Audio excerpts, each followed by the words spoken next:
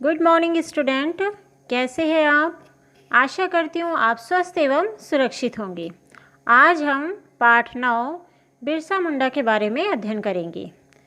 इसके कठिन शब्द देखेंगे। सबसे पहले जीवन व्रत का अर्थ होता है जीवन परिचय, जागृति का चेतना, उद्धारक का उद्धार करने वाला, चौपट होना बर्बाद हो जाना, कारागार कैदखाना या जेल, पथ का रास्ता या मार्ग, मुग्ध का मोहित हो जाना, प्रारंभिक का शुरू की, बियाबान का निर्जन, धूमिल का धूल में लिपट जाना, पीड़ादायी का कष्ट देने वाली, उपासना का पूजा, तत्कालीन का उस समय की, शोषण का काम करने पर मजदूरी न देना, उपचार का इलाज, दास्ता का गुलामी, नाद का स्वर, सामान्य का साधारण, सदी का शताब्दी, कथन का कहावत या कहना, बर्बरता का निर्दयता या क्रूरता।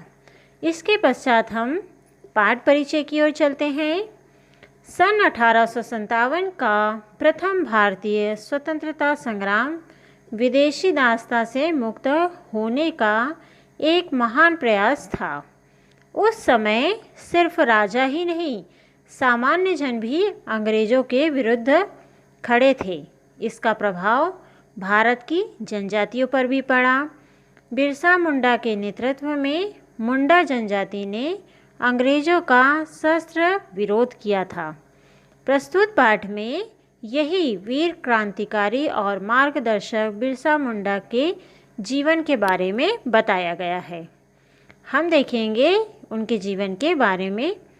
स्वतंत्रता संग्राम की चिंगारी पूरे देश में भीतर भीतर सुलग रही थी।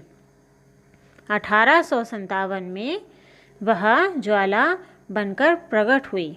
भारत की जनजातियों में भी अंग्रेजी शासन के विरुद्ध भावनाएं उमड़ने लगी थी। इन भावनाओं को स्वर देने का काम बिरसा मुंडा ने किया था। बिरसा मुंडा का जन्म छोटा नागपुर, जिसका नाम आज झारखंड राज्य है, के एक गांव चारकाड़ में हुआ था। मुंडा भारत की एक प्रमुख जनजाति है जो रांची और उसके आसपास के क्षेत्रों में बहुत संख्या में निवास करती है। मुंडा सरल जीवन यापन करने वाली प्रकृति पर निर्भर जनजाति है। मुंडा समाज के लोग सिंह और बोंगा की उपासना करते हैं। उपासना का अर्थ अभी हमने क्या बताया था आपको? व्रत करना या पूजा करना।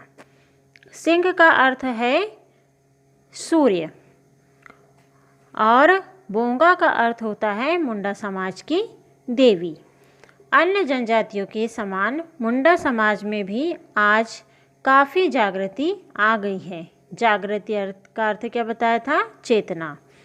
विदेशी दास्तां की जंजीरों से मुक्त होने के लिए तत्कालीन उराव, मुंडा और खड़िया जनजातियों ने बिरसा मुंडा के नेतृत्व में अंग्रेज़ों के विरुद्ध हथियार उठा लिए थे। अपने बचपन में बिरसा एक सामान्य बालक ही थे। वह अपने माता पिता के काम में हाथ बटाते, खेती बाड़ी का काम करते तथा पशुओं को चराते। आर्थिक तंगी के कारण बिरसा को उनके पिता ने मामा के गांव भेज दिया। बिरसा वहां अधिक दिनों तक नहीं रहे। उन्हें बंसी बजाने का बहुत शौक था और वे संगीत में इतने तन्मय हो जाते थे कि काम का उन्हें ध्यान ही नहीं रहता था। इसी कारण उन्हें डांट भी पड़ती थी। इस डांट फटकार से तंग आकर वे अपने माता पिता के पास लौट आए। इनके पिता ने उन्हें सालगा गांव की पाठशाला यानी विद्यालय में भर्ती करा दिया, जहां से उन्होंने प्रारंभिक परीक्षा उत्तीर्ण की। फिर उन्हें चाईबासा के लूथरन मिशन स्कूल में पढ़ने के लिए भेजा गया। मिशनरी स्कूल में पढ़ते समय बिरसा को दास्ता का अनुभव हुआ। उन्होंने मुंडा जनों के शोषण के लिए पीड़ादायी दृश्यों को देखा था।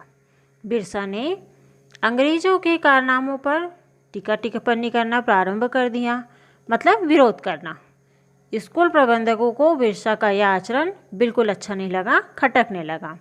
उन्होंने बिरसा पर बहुत दबाव डाला कि वह आलोचना करना बंद कर दे, किंतु वे सत्य पर दृढ़ बने रहे। परिणाम स्वरूप उन्हें विद्यालय से निष्कासित कर दिया गया, यानी निकाल दिया गया। उनकी पढ़ाई छूट गई। इस समय से वे युवा अवस्था में प्रवेश कर रहे थे। निष्कासन से उनके जीवन की दिशा बदल गई। बिरसा मुंडा पीड़ित लोगों की सेवा में लग गए। वे बीमार व्यक्तियों का उपचार जड़ी बूटियों की सहायता से करने लगे। बीमार लोगों की भीड़ उनके यहाँ एकत्र होने लगी। उपचार के लिए वे दूसरे गांवों में भी जाते थे और वहाँ उपचार करते थे। लोगों को विश्वास था कि बिरसा को कोई सिद्धि प्राप्ति है, मतलब भगवान की तरफ से कोई वरदान है जो वे सबको ठीक कर देते हैं। बिरसा के कारण ओझा लोगों का काम चौपट हो गया, मतलब जो वहाँ काम करते थे डॉक्टरी का, उनका काम नहीं चलने लगा। एक गांव में जब चेचक फैली तो ओझाओं ने गांव वासियों से कहा, बिरसा के कारण ही यह बीमारी फैली है, उसे गांव में मत घुसने दो, निकाल दो। गांव वासियों ने वैसा ही किया, लेकिन बीमारी और भी भयानक हो गई। तब गांव वासियों ने बिरसा से प्रार्थना की। बिरसा ने गांव में जाकर लोगों का जड़ी बूटियों से उपचार किया और उन्हें स्वास्थ्य के लिए नियम भी बताए कि आप किस तरह से ठीक हो सकते हो। इसके बाद तो बिरसा ने चिकित्सा करने के साथ साथ उपदेशक के रूप में भी कार्य करना प्रारंभ कर दिया। वे अवतारी पुरुष माने जाने लगे। सब उन्हें भगवान समझने लगे। बिरसा लोगों से कहते, मुझे भगवान सिंह बोंगा ने प्रेरणा दी है कि मैं मुंडाओं को फिरंगियों का तो आप जानते हैं अंग्रेज के अत्याचारों से मुक्त कराऊं। अब मुंडा लोग कंपनी सरकार का हुक्म ना माने, पुलिस, मजिस्ट्रेट, मुंशी, जागीरदार किसी की बेगार ना करे।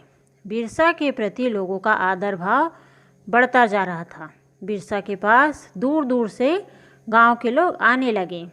उन दिन जनजातियों की आर्थिक स्थिति बहुत दयनीय थी। इसके पूर्व वे अपनी ज़मीन के मालिक थे। वे फसलें उगाते थे। उनकी अपनी ग्राम व्यवस्था थी, 5 पंचायतें थी और रहन सहन का अपना परंपरागत ढंग भी था। पर अंग्रेज़ों ने उन सबको नष्ट करके जमींदार, जागीरदार, जंगल के ठेकेदार और दलाल उन पर लाद दिए। वनवासी अपनी ही ज़मीन पर मालिक से नौकर हो गए। व्यवस्था, भूख और दमन के कारण वे अपने आप को असहाय समझने लगे। ऐसी स्थिति में बिरसा मुंडा ने ब्रिटिश शासन के विरुद्ध तीव्र आंदोलन प्रारंभ किया। उनके विरुद्ध खड़े हुए। यह आंदोलन अन्याय और शोषण के विरुद्ध था। यह आंदोलन मानवता की रक्षा के लिए था। उन दिनों प्रथम स्वतंत्रता संग्राम के महान सेनानियों में झांसी की रानी लक्ष्मीबाई, तात्या टोपे, नाना साहब, कुंवर सिंह आदि की वीरता की कहानियाँ लोगों के मुँह में ही थी। जनपद अंग्रेज शासकों के विरुद्ध था। मुंडा समाज में दबी भावनाएं अब व्यापक सामाजिक आंदोलन और राजनीतिक रूप में उभरने लगी। गांव इन गतिविधियों का केंद्र था और बिरसा इन गतिविधियों केंद्र के बिंदु थे।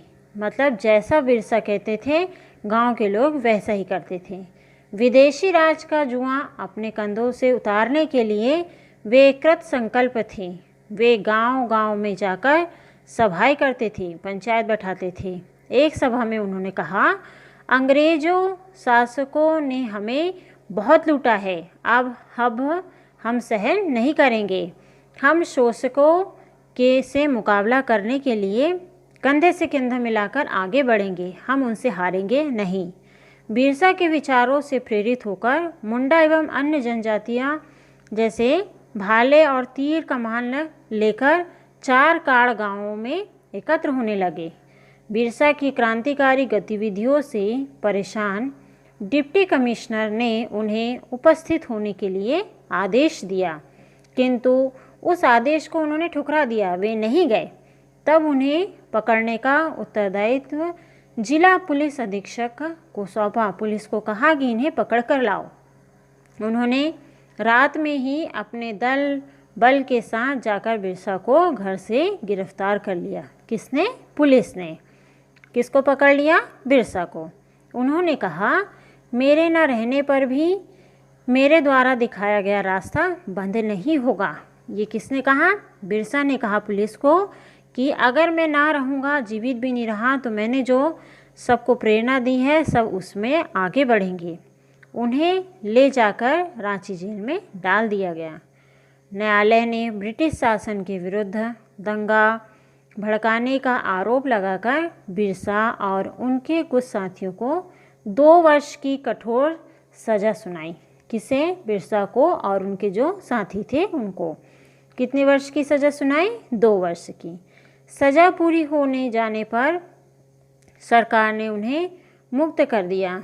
साथ ही चेतावनी दी कि वे पूर्णतः शांति से जीवन यापन करेंगे। कुछ दिनों के बाद उन्होंने फिर से ब्रिटिश साम्राज्यवाद के विरुद्ध शंखनाद किया। फिर से लड़ाई के लिए तैयार हो गए, जिसमें पूरा समाज उनके साथ था। अब वे अकेले नहीं थे, सब उनके साथ उनका सहयोग कर रहे थे।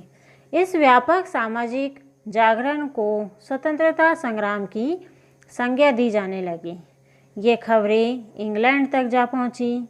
बिरसा यहाँ वहाँ बैठकें करते एवं लोगों को साहसपूर्वक अंग्रेज शासन का विरोध करने की बात करते। उनके साथ के लोग अंग्रेज अत्याचारियों पर बाणों की वर्षा करते। यह जंग की ही लड़ाई थी। जनवरी 1900 के प्रारंभिक दिनों में अंग्रेज़ों के विरुद्ध मुंडा समाज की यह लड़ाई पूरी तेजी पर थी। बिरसा के विरुद्ध वारंट निकाल दिया। क्या मतलब? उन्हें गिरफ्तार करके जल्दी लाए। लड़ाई लंबी खींचती जा रही थी। अंग्रेज़ों ने पूरी ताकत लगाकर इस स्वाधीनता की लड़ाई को कुचलने की ठान ली कि इनकी ये जो लड़ाई लड़ रहे हैं इन्हें हम पूरा नहीं होने देंगे, इन्हें हरा देंगे। उन्होंने सेना बुलाकर सत्याग्रह की बर्बरता से दबाने का प्रारंभ किया। लोगों पर अंधाधुंध गोलियों की बौछार होने लगी। सैकड़ों मुंडा पकड़े लिए गए। कुछ ने आत्मसमर्पण कर दिया, मतलब स्वयं समर्पित हो गए। इधर अंग्रेज सरकार ने बिरसा को पकड़ने के लिए एक बड़ा इनाम घोषित किया। उस इनाम के लालच में कुछ लोगों ने मिलकर सोते हुए बिरसा को जाकर पकड़ लिया। उन्हें डिप्टी कमिश्नर को सौंप दिया गया। इस प्रकार जन्मभूमि की स्वतंत्रता का बिरसा का लक्ष्य तो अधूरा रह गया, परंतु उन्होंने समाज में स्वाधीनता की चेतना की जो ज्योति जगा दी थी, वह ज्योति निरंतर जलती रही। बंदी होने से पहले बिरसा बीमार चल रहे थे। जेल में उनका स्वास्थ्य और गिरता जा रहा था और तबीयत बिगड़ने लगी। मुकदमे की सुनवाई के दिन जब उन्हें अदालत में पेश किया गया, तब वहाँ उनकी स्थिति बिगड़ गई। उन्हें खून की उल्टियाँ होने लगी। मुंडा समाज का यह महान उद्धारक सदा के लिए सो गया। सरकार ने उपद्रव से, भय से उनका दाह संस्कार सार्वजनिक रूप में नहीं किया कि क्या हो जाएगा, लड़ाई हो जाएगी या दंगी हो जाएगी, इसलिए चुपके से उनका दाह संस्कार कर दिया। बिरसा मुंडा नहीं रहे। उनके कितने ही प्रियजन कारागार में चक्की पीसते रहे। उनके कितने ही साथियों को मौत की सज़ा दी गई। बिरसा मुंडा समाज के लिए लोक देवता बन गए। भारतीय स्वतंत्रता संग्राम में उनका नाम अमर रहेगा और आज अमर है। हम सभी ये जानते हैं, आपने देखा होगा कि आधारताल चौक पर बिरसा मुंडा की एक स्मारक बनी हुई है ना? आप सभी ने देखा होगा। तो आज भी ये हमारे दिल में अमर है या जागृत है। आशा करती हूँ आपको आज की विषय वस्तु समझ आई होगी।